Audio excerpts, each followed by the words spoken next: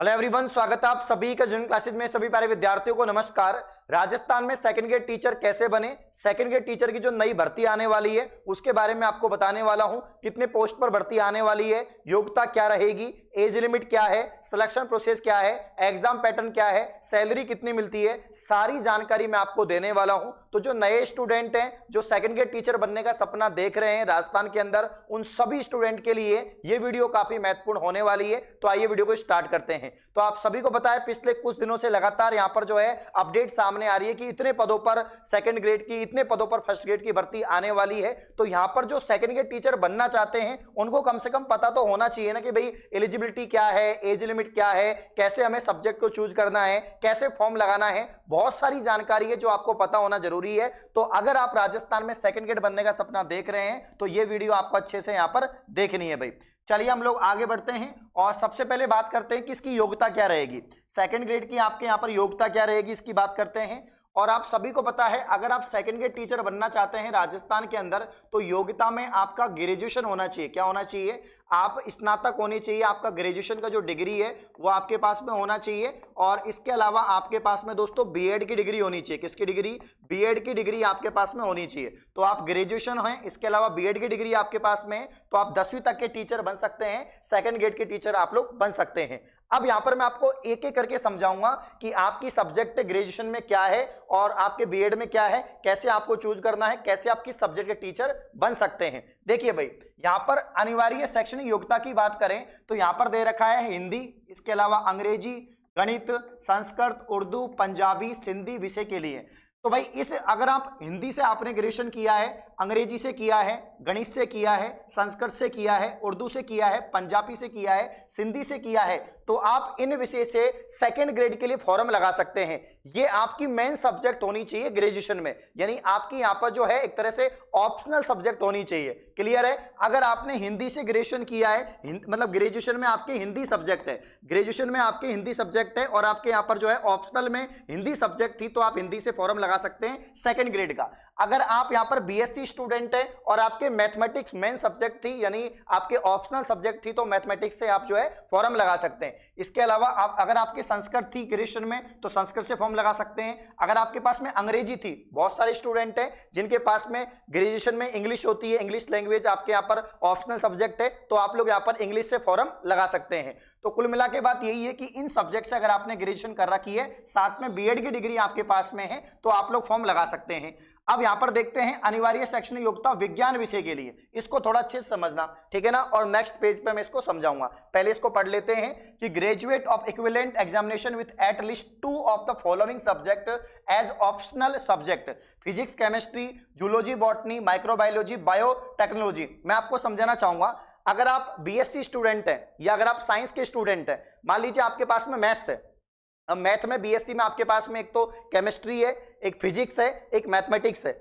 तो अगर आप बीएससी मैथमेटिक्स से हैं और आज साथ में आपके यहां पर जो है केमिस्ट्री और इसके अलावा फिजिक्स भी है तो आप यहां पर 2 सब्जेक्ट के टीचर बन सकते हैं। मैथ के तो आप बन ही सकते हैं, साथ में आप साइंस के भी टीचर बन सकते हैं। अब साइंस के टीचर कैसे बनेंगे? क्योंकि अगर आपके पास में यहां पर जो है फिजिक्स और केमिस्ट्री है तो आप साइंस के टीचर बन सकते हैं, क्योंकि एटलीस्ट 2 सब्जेक्ट आपके पास में होनी चाहिए ग्रेजुएशन डिग्री के अंदर। तो यहां पर भाई मैथमेटिक्स तो आपके पास में थी, मैथ्स तो आपके पास में थी, साथ में अगर आपके पास में यहां पर जो है फिजिक्स और केमिस्ट्री है तो आप साइंस के टीचर भी बन सकते हैं। तो फिजिक्स और केमिस्ट्री आपके पास में है तो आप साइंस के टीचर भी बन सकते हैं। अब इसके अलावा अब जिसके पास जूलॉजी और बॉटनी है तो जूलॉजी बॉटनी किसके पास होती है? जो बायोलॉजी से बीएससी करते हैं, यानी जिनके पास में सीबीजेड होता है, केमिस्ट्री होता है, बॉटनी होता है, जूलॉजी होता है, तो वो तो यहां पर साइंस के लिए ही टीचर बनेंगे। किसके लिए बनेंगे? साइंस के टीचर बनेंगे। अब जिनके पास में माइक्रोबायोलॉजी है, जिसके पास में बायोटेक्नोलॉजी है, बहुत सारे ऐसे स्टूडेंट हैं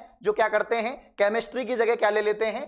माइक्रोबायोलॉजी ले लेते हैं, या आप बॉटनी की जगह क्या ले लेते हैं? माइक्रोबायोलॉजी ले लेते हैं। तो मतलब कम से कम इनमें से ये जितनी भी सब्जेक्ट दे रखी हैं आपके physics, chemistry, zoology, botany, microbiology और बायोटेक्नोलॉजी और बायोकेमिस्ट्री, इनमें से आपके पास में 2 सब्जेक्ट होनी चाहिए ग्रेजुएशन के अंदर। और अगर 2 सब्जेक्ट है तो आप यहां पर टीचर बन सकते हैं साइंस के। किसके दोस्तों? साइंस के। तो एक क्वेश्चन आपका हमेशा रहता है क्या गणित वाले साइंस सब्जेक्ट से फॉर्म लगा सकते हैं और साइंस के भी टीचर बन सकते हैं? जी हाँ, बिल्कुल बिल्कुल बन सकते हैं, ठीक है ना। तो भैया मैथ्स वालों का फायदा हो गया। अगर आपने बीएससी और साथ में बीएड किया है, और बीएससी के अंदर दोस्तों, बीएससी के अंदर आपके पास में पीसीएम था यानी फिजिक्स, केमिस्ट्री और मैथमेटिक्स था, तो मैथ्स के टीचर तो आप बनोगे ही बनोगे, मैथ्स के टीचर तो आप बनोगे ही बनोगे।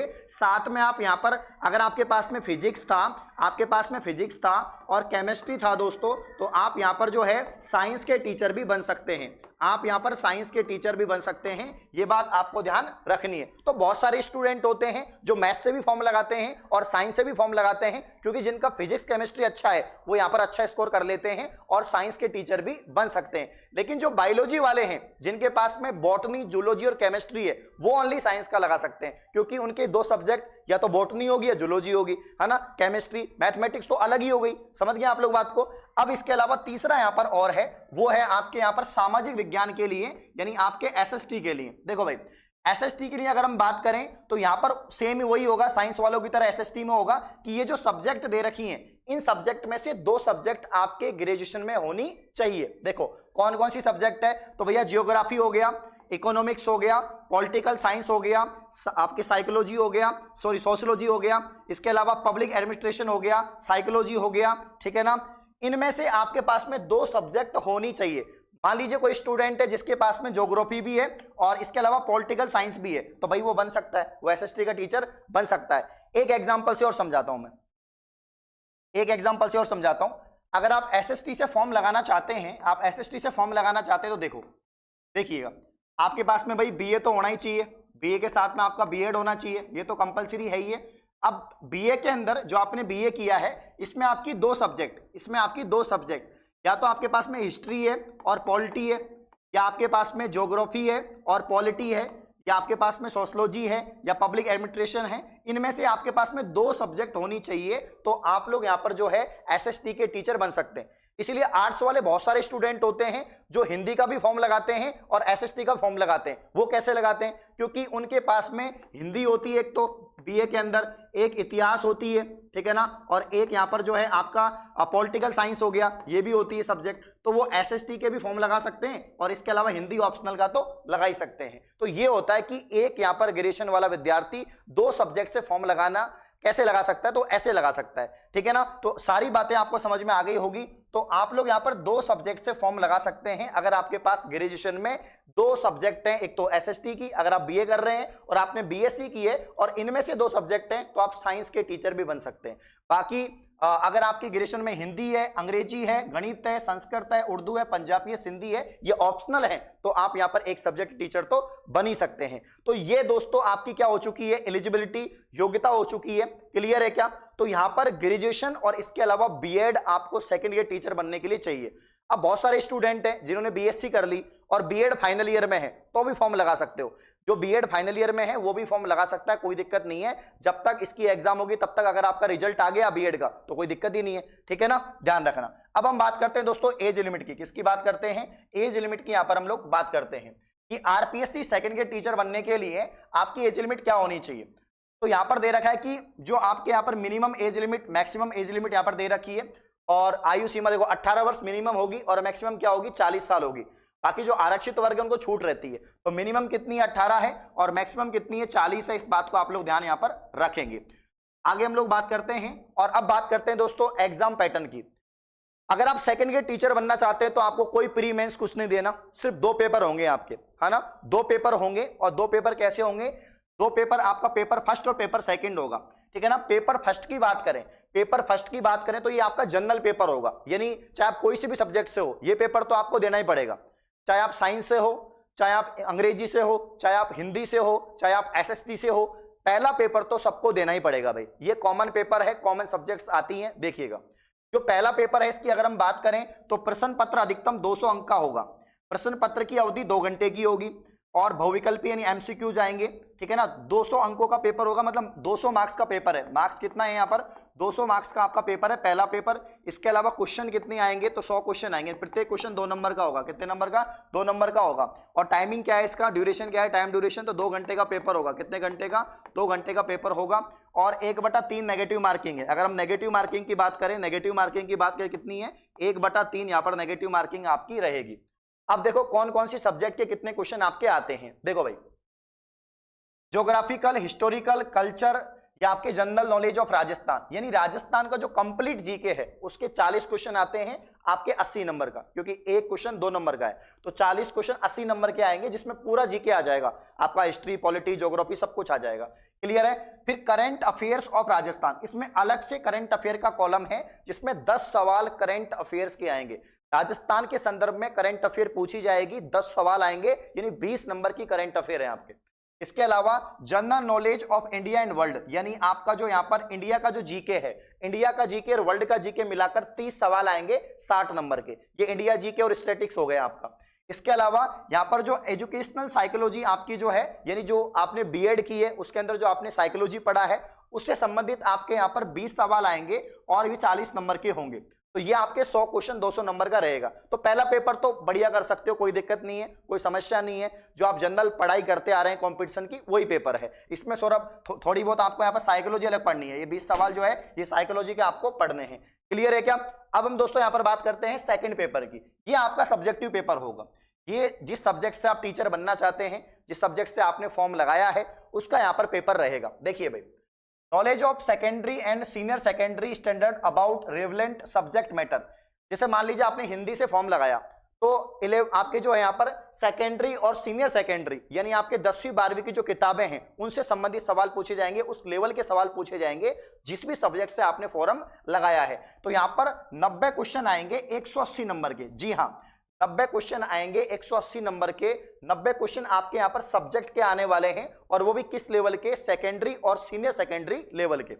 इसके अलावा knowledge of graduation standard about relevant subject matter, यानी ग्रेजुएशन लेवल के सवाल भी पूछे जाएंगे। और वो कितने आएंगे, वो आएंगे दोस्तों 40 क्वेश्चन। यानी जिसने बीएससी कर रही है, जो मैथ से फॉर्म लगा रखा है, तो उसको बीएससी लेवल की मैथ भी आनी चाहिए। First year, second year, final year में जो आपने पढ़ा है, क्योंकि साफ साफ इन्होंने लिख रखा है कि 10वीं 12वीं लेवल है तो उसके तो आएंगे 90 सवाल, और जो यहां पर ग्रेजुएशन लेवल है उसके आएंगे सब्जेक्ट के 40 सवाल, वो 80 नंबर के होंगे। ठीक है ना। और इसके अलावा teaching method of relevant subject, तो जिस भी सब्जेक्ट से आप फॉर्म लगा रहे हैं, मान लीजिए मैथ से लगाया, तो मैथ से संबंधित आपको टीचिंग मेथड के सवाल पूछे जाएंगे, और वो आपके 20 सवाल आएंगे, यानी 40 नंबर के। कुल मिला के यहां पर जो पूरा खेल है ना सेकंड ग्रेड में, वो सब्जेक्ट का खेल है। आप देख लो भाई, 180 नंबर और 80 नंबर, पूरा खेल सब्जेक्ट का है। अगर सब्जेक्ट स्ट्रांग है, जिस भी रिलेवेंट सब्जेक्ट से आप फॉर्म लगा रहे हैं, तो यहां पर आपका आराम से सिलेक्शन हो जाएगा। ठीक है ना। तो टोटल सेकंड पेपर में 150 क्वेश्चन है, 300 नंबर का पेपर है। कितने नंबर का, 300 नंबर का पेपर है, 150 क्वेश्चन है, और 2 घंटे 30 मिनट, यानी 2.5 घंटे का आपका पेपर होता है। 1/3 आपके नेगेटिव मार्किंग है। ये आपका सेकंड पेपर है। क्लियर है, कोई दिक्कत नहीं आता। ठीक है, आगे देखते हैं, आगे बढ़िए।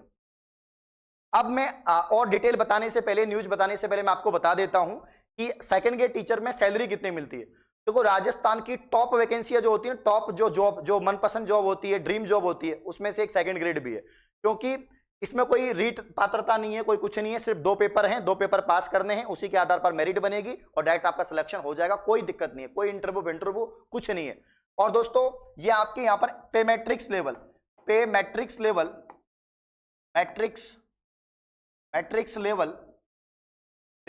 11 की जॉब है। ठीक है ना। और 4200 पे ग्रेड है। कितना पे ग्रेड है, 4200 पे ग्रेड है। मतलब 2 साल तक आपको 24-25 हजार के आसपास सैलरी मिलती है, और उसके बाद तो शानदार सैलरी आपको मिलती है। ठीक है ना। तो 4200 पे ग्रेड की जॉब है, सेकंड ग्रेड जॉब है, पे मैट्रिक्स लेवल 11। 10वीं तक के बच्चों को आप पढ़ाते हो, 10वीं तक और सीनियर तक की स्कूल में आप पोस्टेड रहते हैं। ठीक है ना। अब जो यहां पर नई जो आपके सेकंड ग्रेड भर्ती आने वाली है, सेकंड ग्रेड भर्ती 2023-24 की अगर हम बात करें, तो लगातार अपडेट सामने आ रही है। और जो बेरोजगार एकीकृत महासंघ के अध्यक्ष हैं उपेन्द्र यादव जी, उनका एक ट्वीट आया था कुछ दिनों पहले कि वित्त विभाग ने शिक्षा विभाग की नई भर्ती लगभग 3800 पद पे वित्तीय स्वीकृति दी है। यानी जो नई एजुकेशन की वैकेंसी आने वाली है, उसमें 3800 पदों पर यहां पर जो है स्वीकृति दी है, जिसमें सेकंड ग्रेड के 1000 पद हैं। अब इस न्यूज को आप इतना मतलब कि मत मानिए, क्योंकि न्यूज तो ठीक है, वित्तीय स्वीकृति मिल रही है, बट 1000 पदों पे कभी भी ऐसा नहीं हुआ कि 1000 पदों पे 500 पदों पे भर्ती हो गई हो। सेकंड ग्रेड की जो पिछली भर्ती हुई है 10,000 पदों पे हुई है, तो वापस से 1000 पदों पे कैसे हो सकती है?